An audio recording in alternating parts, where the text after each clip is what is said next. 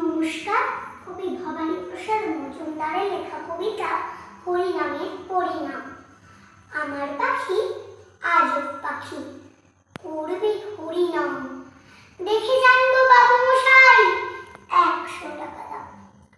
এই ছেলেরা চুপ করে থাক, করিস নে শোরগোল। বল তো পাখি বল একবার, বলো হরি বল।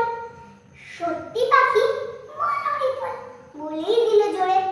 বংশী বাবু 100 টাকায় নিলেন খাঁচা ধরে। বাড়ি ফিরেই সব বাড়িতে জড়ো করলেন ডেকে, জনা 50 লোকের মাঝে বললেন জোরে হেঁকে, এই যে পাখি দেখছে সবাই মথুরায়ের ধাম, এই পাখিটাই দেখবে কেমন করবে হরিনাম। এই ছেলেরা চুপ করে থাক, করিস নে শোরগোল।